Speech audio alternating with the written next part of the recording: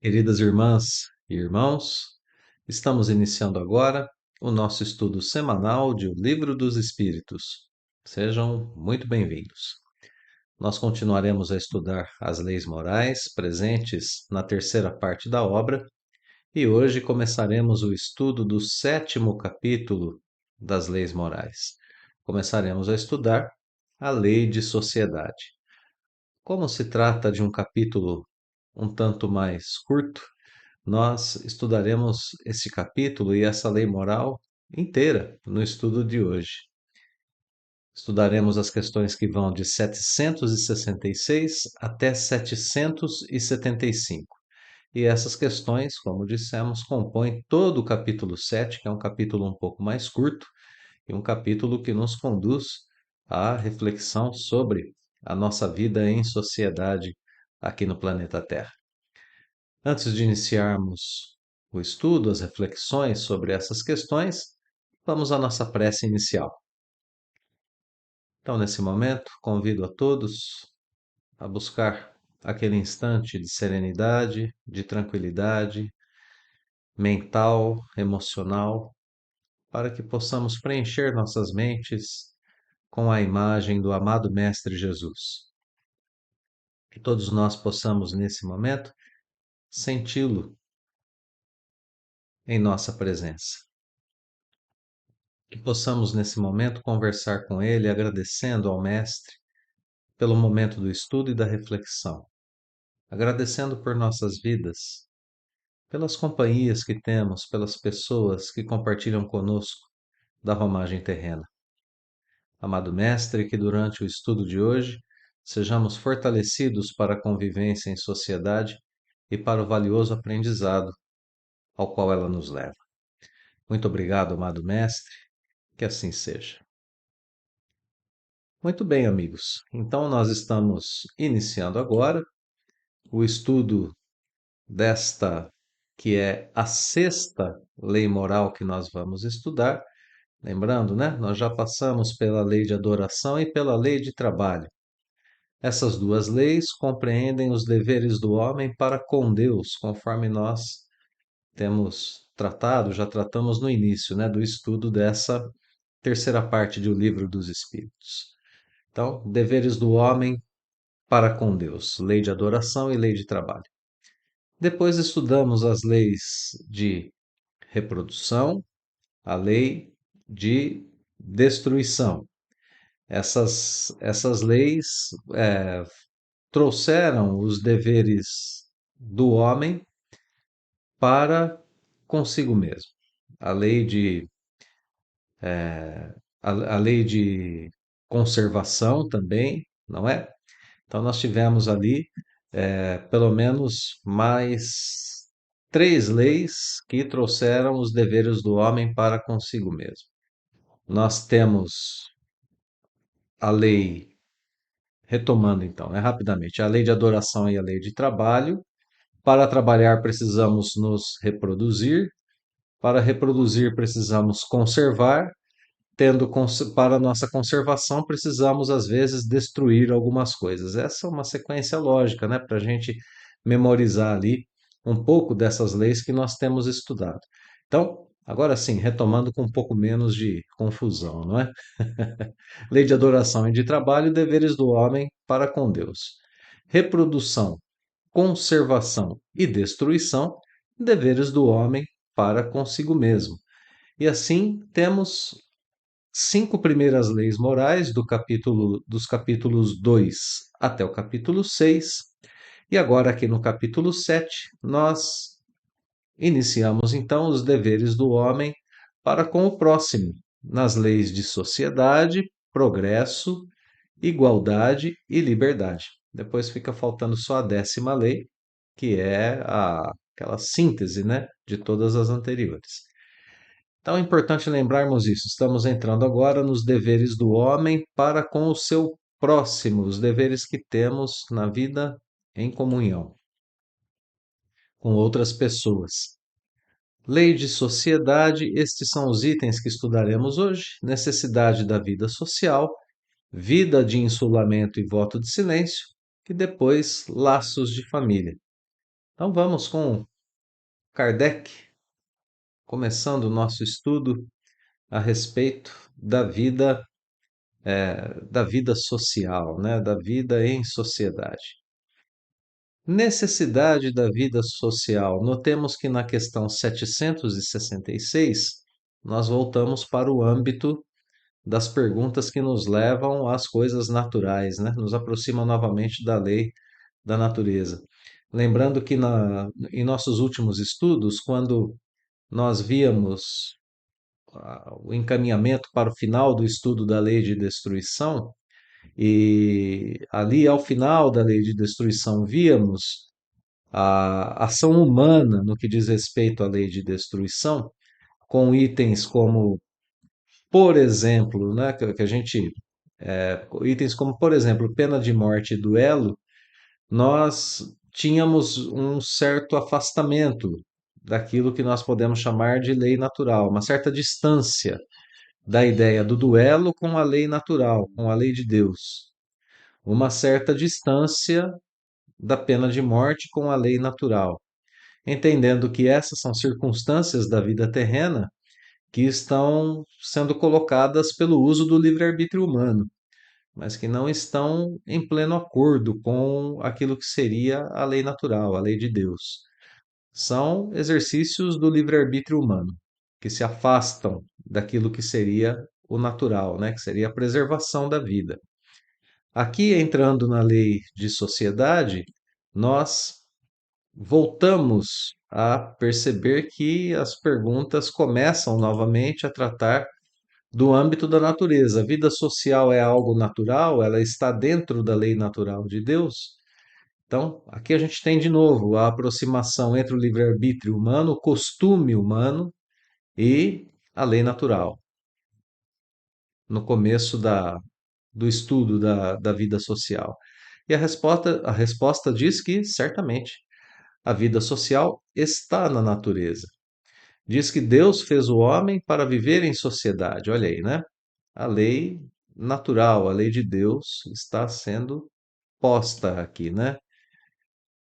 E a resposta traz mais um detalhe que é muito importante, dizendo que Deus não deu ao homem inutilmente a palavra e todas as outras faculdades necessárias à vida de relação. Então, o ser humano tem a capacidade de se comunicar. E nós nos comunicamos através da faculdade da fala e através de outros modos, né? Nós falamos, nós escrevemos. Hoje nós desenvolvemos tecnologias que rompem com o limite do espaço. A gente se comunica com pessoas em qualquer outro lugar do mundo, fazendo uso da internet, fazendo uso do nosso telefone celular, enfim, nós temos diversas tecnologias hoje que nos colocam em contato com outras pessoas instantaneamente, em qualquer lugar que elas estejam da Terra, ou mesmo fora dela, né? Os astronautas na órbita da Terra conseguem se comunicar com as pessoas que estão aqui na superfície do planeta. Então, a nossa capacidade de comunicação, né, ela aumentou bastante. Sondas espaciais estão muito distantes nesse momento do planeta Terra, mandando informações para cá, informações que são analisadas, estudadas e que ajudam no desenvolvimento humano. Então, o ser humano cria essas condições de comunicação justamente porque ele tem em si as faculdades comunicativas. Ele é capaz de se comunicar. Então, o primeiro argumento aqui para que nós entendamos que a vida social é algo natural é justamente a observação do ser humano. Se o ser humano tem faculdades para comunicação e Deus nada faz de inútil, ele é suprema perfeição, suprema bondade, suprema justiça, se Deus nada produz de inútil, as nossas faculdades têm de ser usadas. E isso já nos leva a imaginar, né, qual é a abordagem que será tomada nesse item aqui, né? Voto de silêncio, onde nós estamos justamente abrindo mão da faculdade da palavra, né? E vida de insulamento, né? A gente ficar isolado, a gente perde o uso da faculdade da palavra. Já dá para a gente imaginar a abordagem que virá na sequência, né? Partindo apenas da questão 766, já sabemos que vida de insulamento e voto de silêncio não são coisas naturais. São o homem novamente fazendo uso do seu livre-arbítrio e produzindo para a sua vida coisas que não são necessariamente naturais. Vamos em frente, questão 767. Então é contrário à lei da natureza o insulamento absoluto? Sem dúvida, porque por instinto os homens buscam a sociedade e todos devem concorrer para o progresso, auxiliando-se mutuamente. Então a questão 767, ela comprova aquilo que está, né? Ela reforça aquilo que está na questão anterior e soma a questão das faculdades, agora a questão do instinto. É mais uma vez ter o homem agora como um bom indício de que a vida social é algo natural, é algo necessário, realmente necessário, uma necessidade criada pela lei de Deus, uma necessidade criada pela natureza. Então, olha só, conhecer a si mesmo, né? Estudar a si mesmo revela leis da natureza, nos revela leis de Deus. É um bom caminho que o livro dos Espíritos nos ensina, não é? Então, por instinto, nós buscamos a sociedade. E aqui a finalidade da sociedade, para que ela serve? Todos devem participar do progresso, todos devem trabalhar pelo progresso, ajudar no desenvolvimento do progresso. E como? Em uma vida de auxílio mútuo.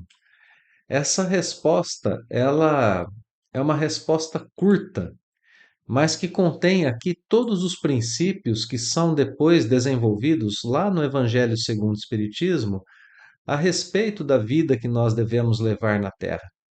O Evangelho de Jesus expande o nosso olhar, a nossa consciência sobre esses modos de vida que nós devemos ter aqui. Percebamos, né, que há, durante essa resposta, um só objetivo: que todos concorram para o progresso em auxílio mútuo. Isso nada mais é do que a doutrina de Jesus para a vida terrena, né? O amor ao próximo como a si mesmo. A terceira parte daquela passagem que nós usamos aqui para que pudéssemos, né, separar as leis morais em três partes. Amar a Deus de toda a alma, de todo o coração, os deveres do homem para com Deus, as duas primeiras leis, adoração e trabalho. Amar a si mesmo, amar a si mesmo, pois eu só posso amar ao próximo na mesma intensidade que eu amo a mim mesmo. Amai o teu próximo como amas a ti mesmo. Então, amar a si mesmo, as leis de conservação, de reprodução, a lei de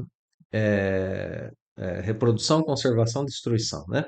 As três leis nas quais o homem cuida de si mesmo. Amar a si mesmo. E agora o amor ao próximo. E como que é esse amor ao próximo?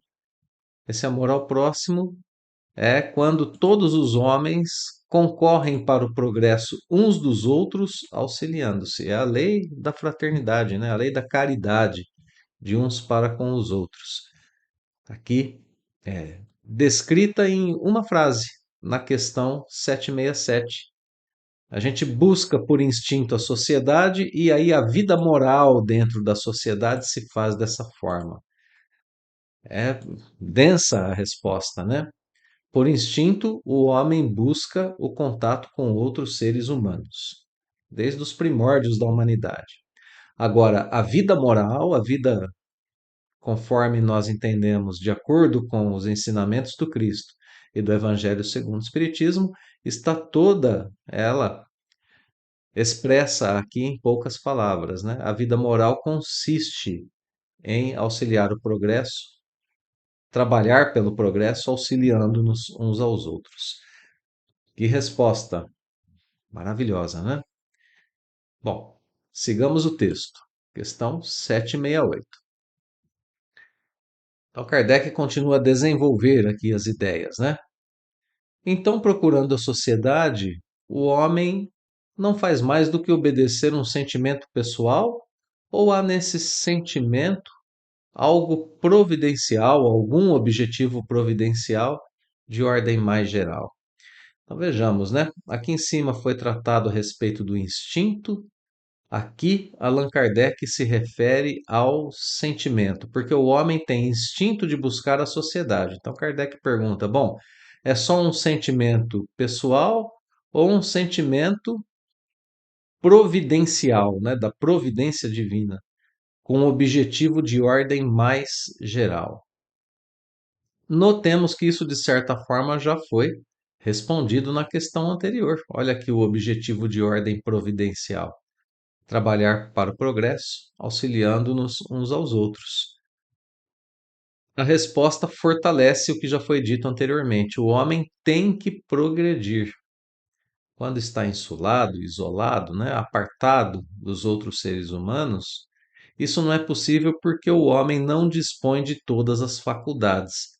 Então, falta-lhe o contato com outros homens. No insulamento, ele se embrutece e estiola. Então, no insulamento, ele se embrutece, ele se torna mais bruto, ele se estiola no insulamento. Então, não é para a gente viver uma vida de isolamento, né? Uma vida de solidão. Nós temos, de fato, essa missão de estarmos em contato com outros homens para que não estejamos nos estiolando, para que não estejamos definhando, nos enfraquecendo, perdendo vigor, né? Esse é o significado da palavra, ou alguns significados da palavra estiolar. O homem tem que progredir. Então, não é para gente ter a ideia de que quando nós temos esse sentimento de viver em sociedade, eles sejam algo pessoal. É providencial, existe um fim providencial e um objetivo nobre para a vida em sociedade. Vamos seguir com Kardec um pouquinho, porque nós temos agora comentário do codificador falando um pouco sobre a questão aqui das faculdades, né? Explicando melhor a resposta.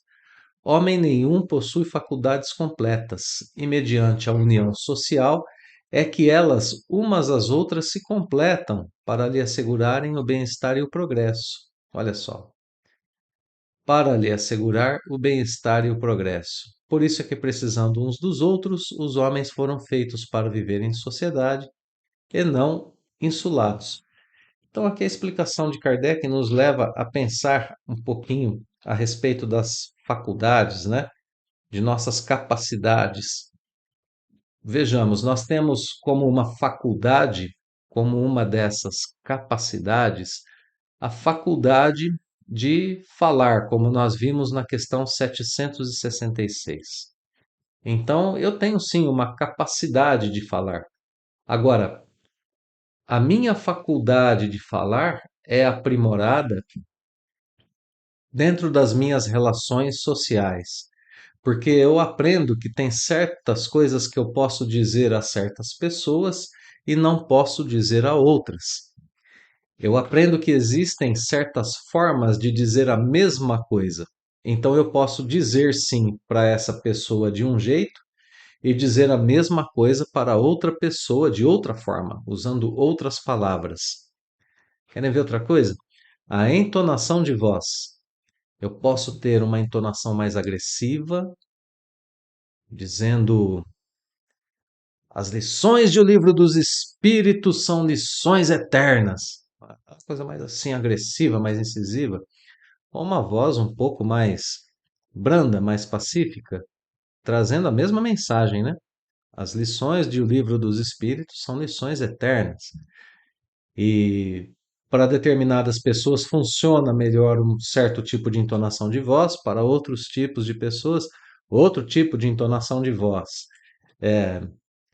Emmanuel vai dizer, né, os espíritos que contribuem com a codificação em geral vão dizer que a nossa voz elevada, o grito, né? Ele, principalmente com Emmanuel, vai dizer que a gente tem nessas expressões uma pedrada mental. Quando a gente eleva muito, equivalem a uma pedrada, né? Na pessoa que recebe o verbo mais exaltado ou uma palavra mais ríspida, mais dura. Então a gente tem aí eh, o aprimorar das nossas faculdades dentro da vida social, que é algo que é notável, né? Então a gente não tem as faculdades completas e conforme a gente vai convivendo socialmente, a gente vai aprimorando essas faculdades. Agora, em tempos como nos dias de hoje, em que vivemos essa questão da hiperconectividade digital, né? A gente acaba vivendo um paradoxo que precisa ser também notado. Nós estamos virtualmente cercados de pessoas em nossas redes sociais, mas muitas vezes isolados afetivamente.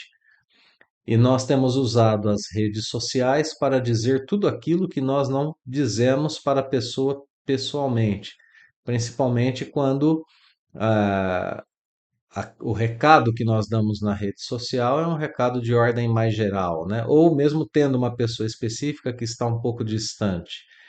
Então, as redes sociais têm tido esse efeito para muitas pessoas de liberação de um certo tipo de comunicação que nem sempre é saudável, porque a partir desse contato social nós somos levados a controlar os nossos impulsos. Esse contato social afetivo mais próximo nos leva a controlar as nossas faculdades e os nossos impulsos. É assim que a gente se desenvolve. O Espiritismo, portanto, lembra para a gente que a presença física e essa troca de experiências são essenciais para o desenvolvimento do espírito, né? Nós temos, para completar o raciocínio, nós temos novamente o Espírito Emmanuel na obra O Consolador, na questão 348, trazendo um comentário interessante, né, para a gente completar esse raciocínio. A pergunta é: onde a causa da indiferença dos homens pela fraternidade sincera? Onde? Qual é a causa, né, da indiferença dos homens pela fraternidade sincera? É claro que a pergunta continua, mas eu vou recortar só essa parte, né, da pergunta. E Emmanuel responde que as criaturas humanas, de um modo geral, ainda têm muito dos comportamentos tribais, dos comportamentos primitivos, e que nós nos encontramos muitas vezes ainda presos aos instintos, e que nós não temos desenvolvido algo muito além do sentimento de egoísmo. Então, o nosso comportamento, muitas vezes em sociedade, se aproxima muito daquilo que é o comportamento da vida animal.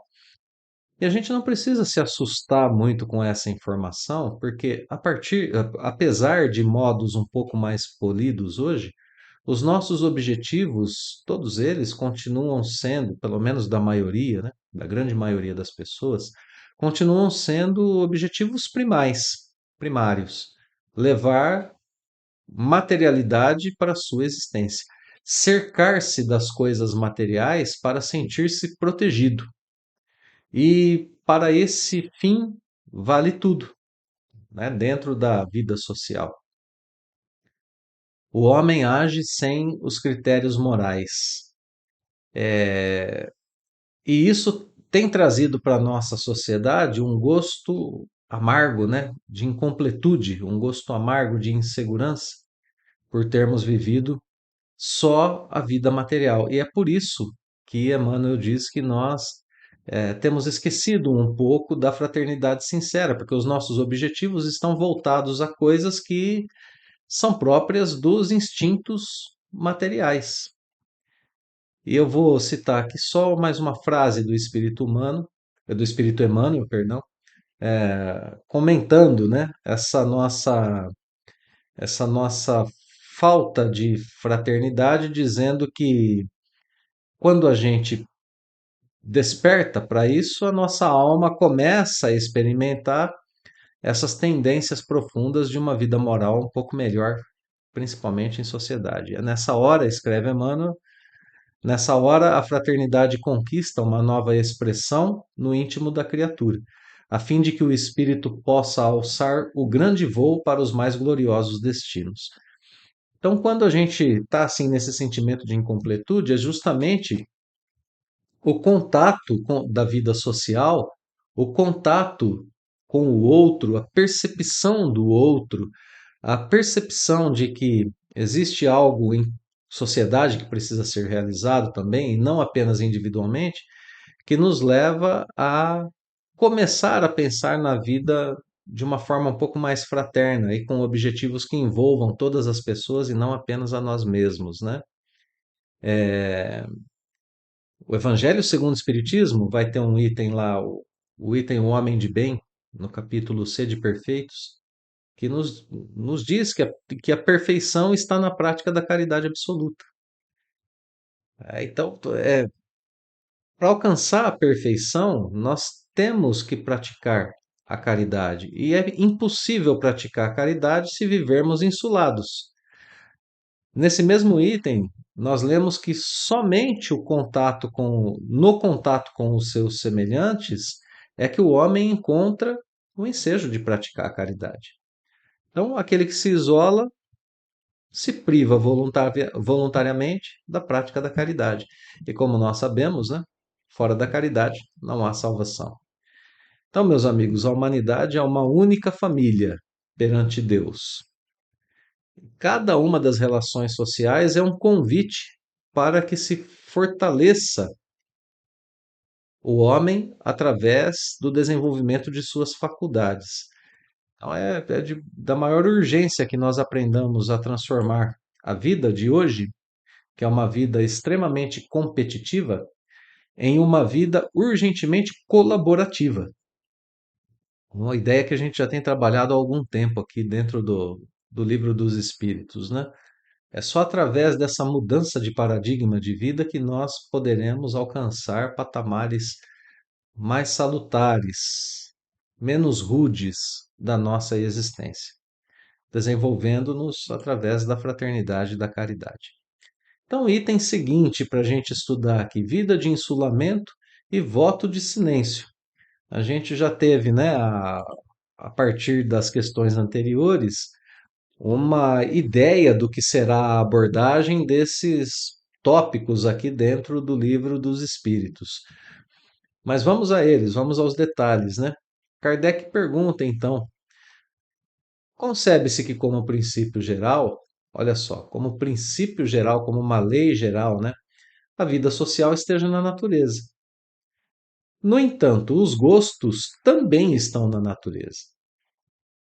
Os gostos humanos também estão na natureza. Olha só o movimento que Allan Kardec está fazendo no texto. Quando ele perguntou anteriormente, vamos relembrar, né? Se a vida social está na natureza, nós tivemos uma resposta que apontou aqui para a nossa inteligência, né? Em buscarmos nas faculdades humanas, no instinto humano e no sentimento humano, a resposta para isso. Então, é instinto, sentimento e a nossa capacidade racional para procurar essas informações. Então, avaliando o homem, eu chego à conclusão de que a vida social faz parte da natureza. Agora, avaliando o homem, Kardec usa o mesmo princípio, né? A mesma lógica. Avaliando o ser humano, eu descubro que os gostos todos do ser humano também fazem parte de sua natureza. Claramente, né? Então, se os gostos estão na natureza, por que será condenável o insolamento absoluto desde que cause satisfação ao homem? Ora, é um gosto humano, então, se isso dá satisfação ao homem, por que que a gente condenaria o insulamento absoluto como a gente tem feito até agora, né? Dizendo o homem não progride se estiver isolado das demais criaturas humanas. Estamos vendo aqui numa análise filosófica do texto, né, a contraposição entre o gosto humano e a lei natural. Se é que existe essa contraposição, Kardec está querendo também explorar essa ideia. Então, como é que fica essa questão diante da lei natural? A resposta diz: essa satisfação é uma satisfação do egoísmo, é uma satisfação egoísta. Também há homens que experimentam satisfação na embriaguez. Então, notemos, né, que o problema não é a satisfação. O problema é o modo pelo qual se busca a satisfação. Porque ao descobrir satisfação na caridade, ao descobrir um gosto pela prática da caridade, o homem está em concordância com a lei divina. Em descobrir o gosto de se conviver com outras pessoas, o gosto de apreciar o universo que é uma outra criatura humana, em descobrir-lhe as virtudes, em percebê-lo como um ser que pode enriquecer a nossa vida, ao descobrir esse gosto, nós estamos em plena comunhão com a lei divina. Quando nós descobrimos esse gosto, inclusive, nós estamos complementando as informações da lei de destruição naqueles dois últimos itens que a gente viu, o duelo e a pena de morte, completando no sentido de que aprendemos, enfim, de que é necessário preservar a vida humana. Então, veja, a questão não é tanto a satisfação, é o modo pelo qual se encontra a satisfação, é em que se encontra a satisfação. Voltemos aqui ao texto. Então, há homens que experimentam satisfação na embriaguez. Então, a questão não é apenas satisfação, né? Mais um tipo de satisfação, satisfação egoísta. Merece-te isso aprovação? Claro que não, né? Não pode agradar a Deus uma vida pela qual o homem se condena a não ser útil a ninguém. Pronto, está posto aqui o princípio, né? Agora a gente, enfim, entendeu qual é o ponto da questão da vida em sociedade, né? O homem pode gostar de viver sozinho, mas fazendo isso, ele está pensando apenas em si mesmo. Não, eu vou cumprir um gosto ao ficar sozinho. E notemos aqui, né? A gente não precisa ser pessoas que são extremistas, né? Todos nós temos os nossos momentos em que precisamos ficar sozinhos para uma oração, para uma reflexão, para um descanso. São momentos necessários à criatura. O que está em pauta aqui não são esses momentos. É uma vida de insulamento, que é muito diferente. A vida, em geral, se vive em sociedade, com momentos de isolamento que são necessários para o nosso descanso, para a reflexão, para a nossa oração. Sim, claro, com esses momentos, né? Vamos seguir o texto. 770. O que que a gente deve pensar de pessoas que vivem em absoluta reclusão, fugindo, olha a palavra que Kardec usa, né? Ao pernicioso contato com o mundo. E notem que aqui Kardec usa essa expressão pernicioso contato com o mundo, referindo-se a essas pessoas porque é o modo como elas pensam. O mundo é pernicioso, o mundo me faz mal, então eu vou viver recluso, vou fugir desse contato pernicioso. O que pensar dessas pessoas? Duplo egoísmo. Duplo egoísmo. Fuga, duplo egoísmo. Responsabilidade dobrada. Vamos entender um pouco melhor a questão 770A. Mas não seria meritório esse retraimento se tiver por fim uma expiação, impondo-se àquele que o busca uma privação penosa? Vamos entender bem, né?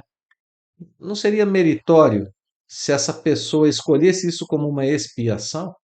Ela até gosta de estar no mundo, mas ela busca essa expiação para se impor uma privação. Isso é meritório? Fazer maior soma de bem do que de mal constitui a melhor expiação. Então, veja, a expiação aqui ela está sendo imposta por si mesma, né? Uma expiação, no caso, que a pessoa impôs a si mesma. Esse já é um detalhe, né? A gente, uma imposição que é imposta, uma expiação, perdão, que é imposta por mim mesmo, pode ter fins e objetivos, inclinações não muito nobres, ou no mínimo, não tão esclarecidas. Quando Deus impõe uma expiação, ela tem um fim nobre, um fim útil, ela é totalmente esclarecida, porque Deus conhece todas as coisas e sabe o que é melhor para cada um de nós. É muito diferente, né? A expiação imposta por Deus e é a expiação que eu procuro por mim mesmo. Bom, seguindo, né? Onde está o maior mérito? Em fazer mais o bem do que o mal. Isso dentro de qualquer situação, até dentro de uma expiação, se for o caso.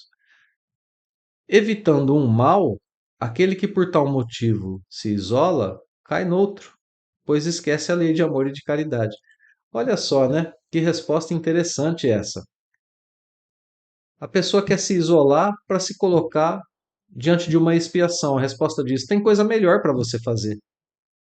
Ao invés de se impor uma expiação, faça o bem. Você não precisa buscar a expiação, faça o bem, fazer a maior soma de bem. Você não precisa buscar a expiação. Fazendo o bem, você já está no caminho, no melhor caminho. Porque senão, não tentando praticar um tipo de mal, você faz outro, que é o isolamento.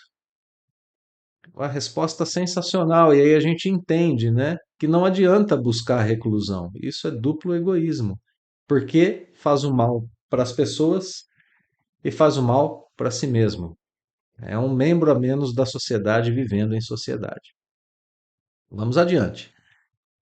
E o que a gente podia pensar daqueles que fogem do mundo para se voltar à necessidade de socorrer os desgraçados? Aqui é outro tipo de isolamento, né?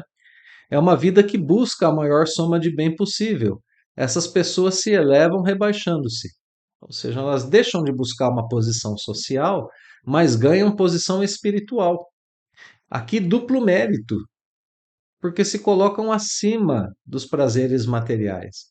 Querem apenas fazer o bem, obedecendo à lei do trabalho. A gente nem precisa comentar muito essa questão, porque ela já tem, a gente já tem elementos no nosso estudo para concluir, né, que isso que seria o mais óbvio de ser pensado, o mais lógico de ser pensado diante dessa pergunta, né? A pessoa foge de uma vida comum de um ser humano para se devotar ao, aos outros. E aqui a gente tem missionários maravilhosos para serem lembrados dentro do contexto espírita, por exemplo, Chico Xavier, Divaldo Franco, né? Entre tantos outros que a gente não vai ficar aqui, citando para não cometermos injustiças, né, com aqueles não citados. Mas pessoas que devotaram sua vida aos outros, não buscaram o poder, a glória, a riqueza do mundo, não se elevaram do ponto de vista material, rebaixaram-se desse ponto de vista, mas se elevaram do ponto de vista espiritual porque tiveram duplo mérito. Não deram importância para os gozos materiais, fizeram o bem, cumpriram a lei de trabalho. Kardec completa, né? Perguntando a respeito daqueles que buscam no isolamento a tranquilidade que certos trabalhos reclamam. Aquela pessoa que se isola para trabalhar melhor. Isso não é retraimento absoluto do egoísta. Veja, não há egoísmo nisso. A pessoa está trabalhando.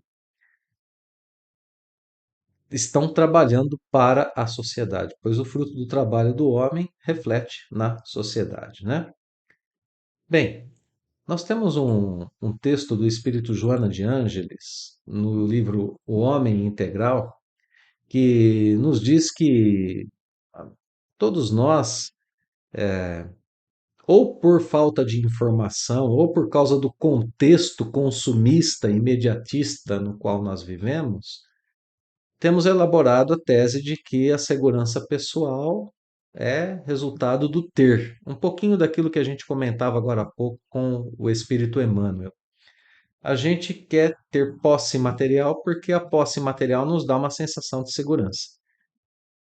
E Joana de Ângeles diz que esse tipo de concepção a respeito da vida, como a gente sabe, é muito limitada, né? Uma concepção muito limitada e um tanto quanto enganosa.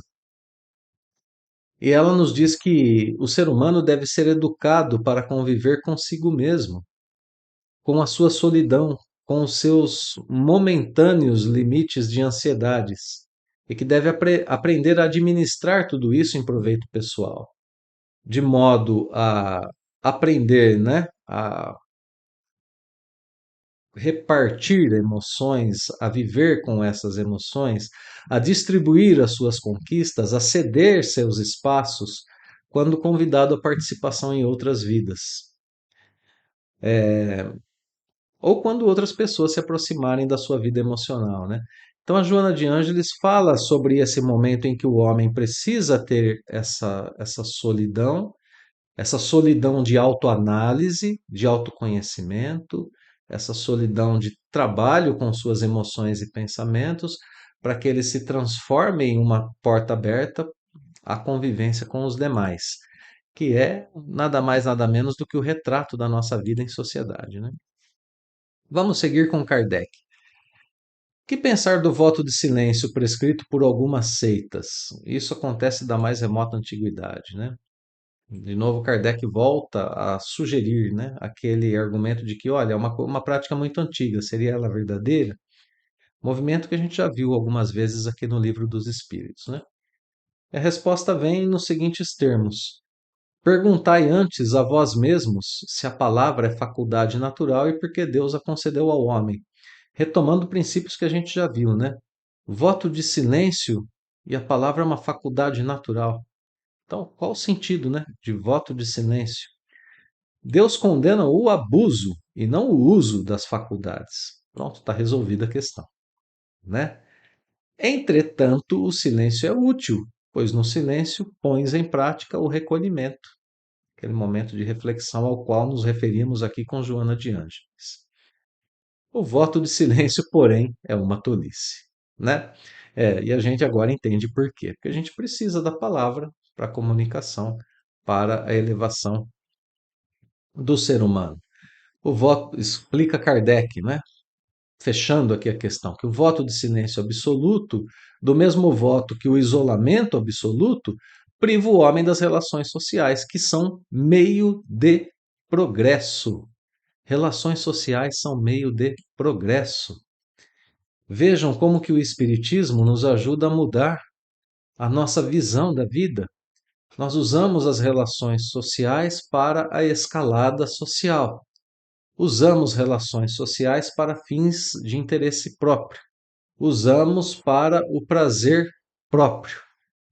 E a doutrina espírita diz: relações sociais são para progresso mútuo, para o progresso de todas as pessoas. Isso nos dá deveres íntimos, individuais, e nos dá deveres amplos e coletivos.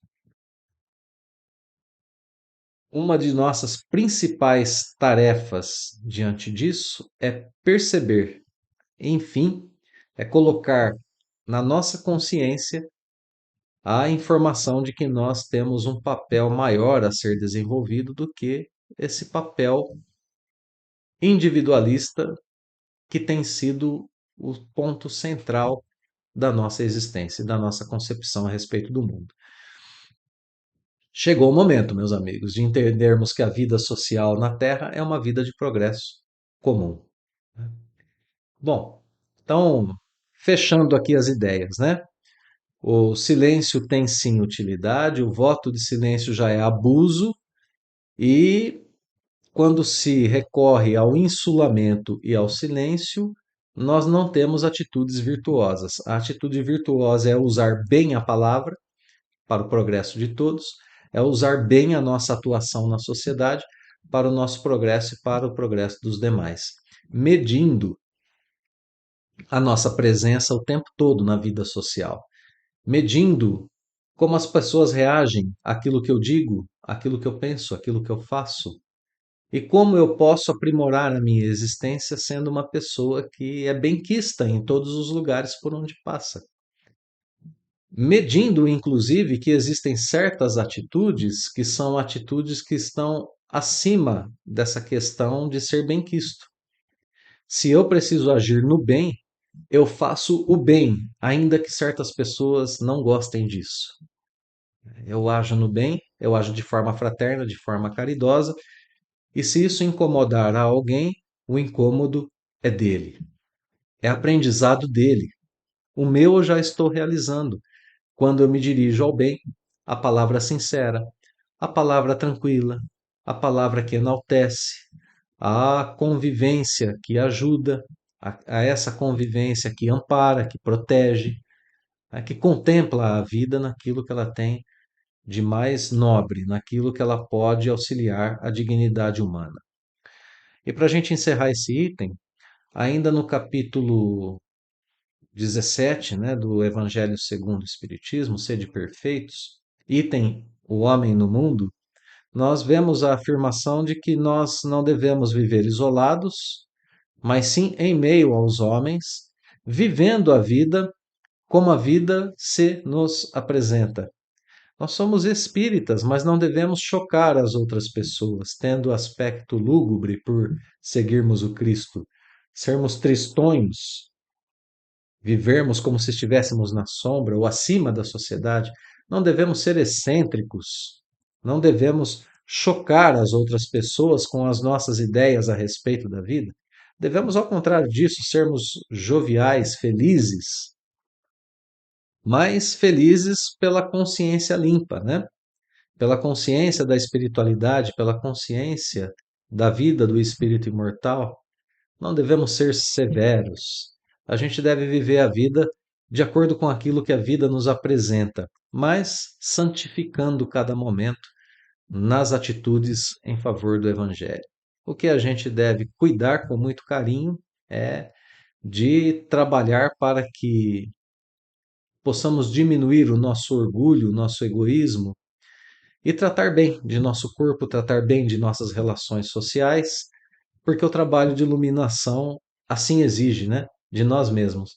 E exige que nós nos transformemos também em caminho para que as outras pessoas possam trilhar essa mesma estrada, possam conquistar esses mesmos objetivos. A gente deve facilitar a passagem dos outros, né, ao conhecimento do Evangelho. Bem, meus amigos, vamos aos itens finais, laços de família.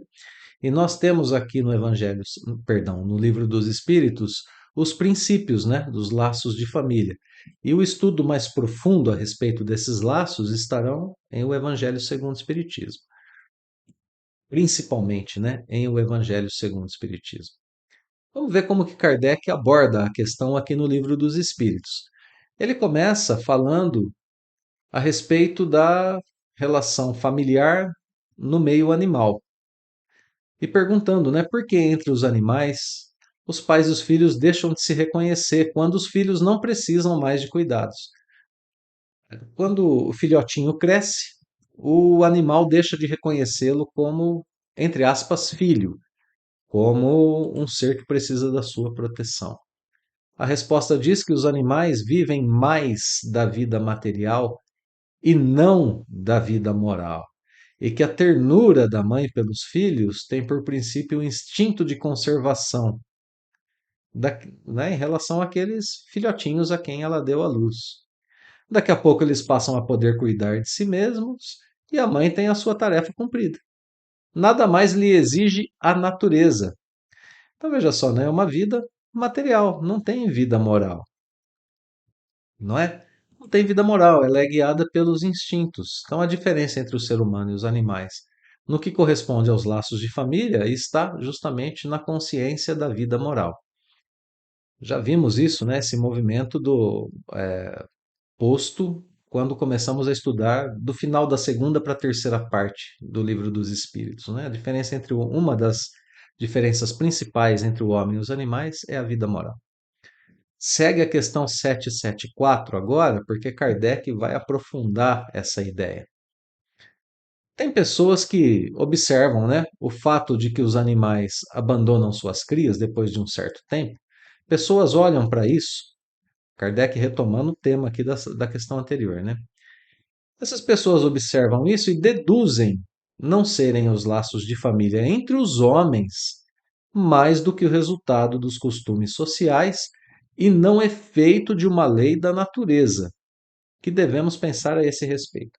Olha só, as pessoas comparando, né, os homens e os animais. Veja, no reino animal, e o homem é um animal, no reino animal acontece que depois de um certo tempo, os animais não mais reconhecem os seus filhotes como filhos, mas como membros da sua sociedade.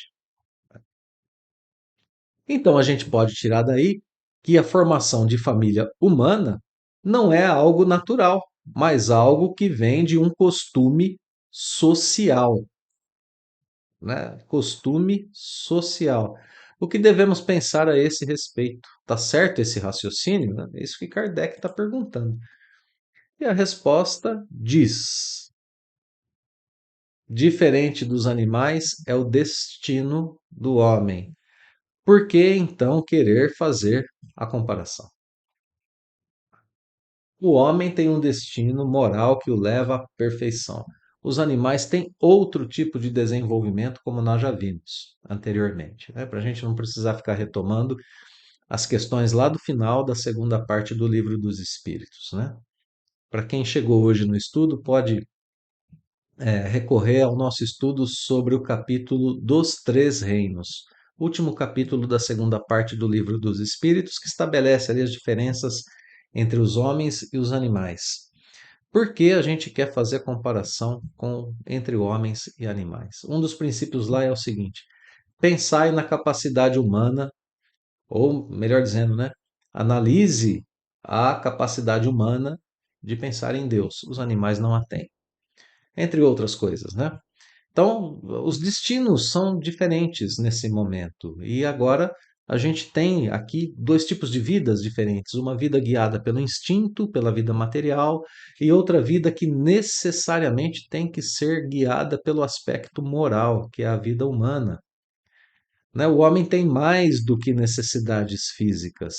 No ser humano existe a necessidade de progresso. Os laços sociais são necessários ao progresso e os da família mais apertados tornam os primeiros. Então a gente tem destinos diferentes, necessidades diferentes, nós temos faculdades diferentes dos animais e nós temos na vida familiar algo natural ao homem, algo em plena comunhão com a lei divina. Os laços sociais são necessários ao progresso e os de família tornam mais apertados os laços sociais. A gente já fala um pouquinho a respeito dessa condição agorinha mesmo, mas é necessário que entendamos que os laços de família começam a formar a sociedade terrena e dão início também a um outro tipo de sociedade, né? Que a gente pode abordar já já na sequência. Então, só para a gente terminar aqui a resposta. Eis porque os segundos constituem uma lei da natureza, né? Que era a conclusão que a gente queria chegar. Os segundos, quais os segundos de quê, né? Para a gente não se perder aqui na resposta. Os primeiros são os laços sociais, né? Dentro da frase de Kardec. Ele continua o raciocínio. Os segundos são os laços de família. Então, eis porque os laços de família constituem uma lei da natureza. Quis Deus que por essa forma os homens aprendessem a amar-se como irmãos.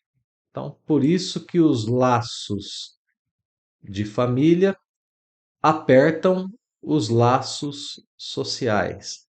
Porque a partir dos laços de família nós aprendemos um tipo de convivência que deve ser transferido à convivência social geral.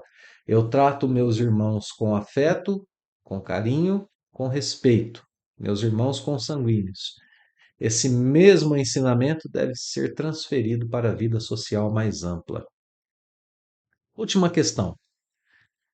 Qual seria para a sociedade o resultado do relaxamento dos laços de família se a gente não tivesse mais assim dado tanta importância à família, no que isso acarretaria, né, para a sociedade?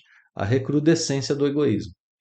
O egoísmo mais rude, o egoísmo mais cru, aquele egoísmo recrudescido, mais presente em todas as pessoas, né?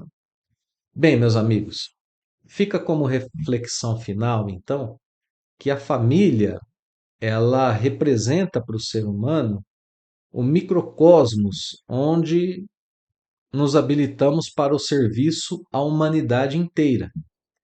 É isso para a gente falar a respeito apenas do contexto de uma encarnação, do contexto material.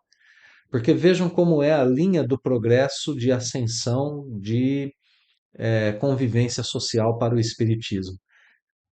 Ao chegarmos à carne, nós temos que desenvolver um certo tipo de convivência caridosa, respeitosa, para com o contexto familiar.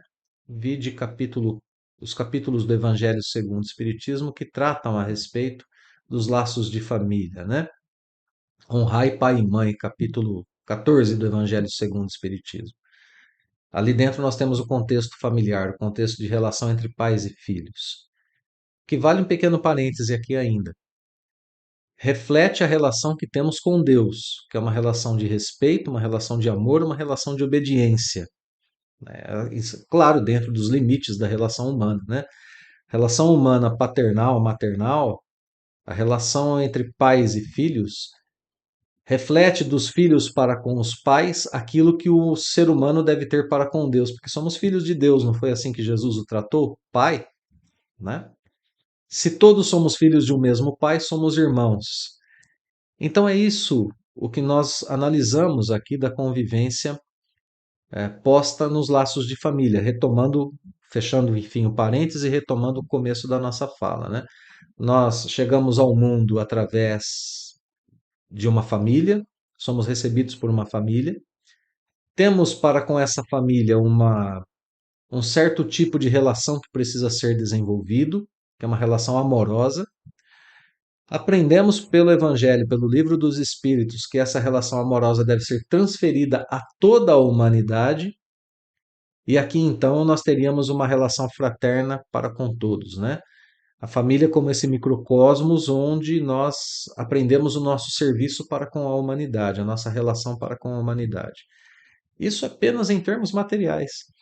Porque se expandirmos, nós veremos em o Evangelho segundo o Espiritismo que nós temos dois tipos de parentela: a parentela corporal, parentela material e a parentela espiritual. Há dois tipos de família: a família da carne e a família espiritual. Família espiritual é aquela que tem os laços mais fortalecidos, mais duráveis. As pessoas com quem tenho afinidade, com quem tenho naturalmente amor, que muitas vezes não fazem parte da família consanguínea. Vejam, né? Aqui começa a aparecer a questão espiritual, a questão da eternidade, do amor que vem de Deus e que se transmite à imortalidade do homem. Quanto mais nós reforçamos os laços de amor, melhor nós convivemos com nossas famílias, tanto as materiais quanto as espirituais. E assim as famílias materiais vão se transformando em famílias perenes, porque são fortalecidas no amor, são fortalecidas na convivência moral fraterna, na convivência que toma como base os princípios do Evangelho. Então vejam só, né? A questão da imortalidade da alma, das reencarnações, vai fortalecendo os laços familiares. E essa construção é uma construção que se faz a cada dia aqui na Terra. Porque é justamente nesse contexto que nós enfrentamos, às vezes, dentro do próprio lar, um parente necessitado de tolerância, necessitado de compreensão, necessitado de compaixão, necessitado de educação, necessitado de uma convivência amorosa. Ele pode representar um ponto difícil do nosso relacionamento social, mas é esse ponto que nos cabe vencer para o nosso próprio progresso e para o progresso dele. É lindo olhar para a vida social terrena deste ponto de vista, do ponto de vista de um aprendizado que as pessoas fazem em conjunto. Então, a lei de sociedade nos conduz à compreensão de que a fraternidade será pedra angular na nova ordem social do mundo de regeneração e de outros mundos superiores.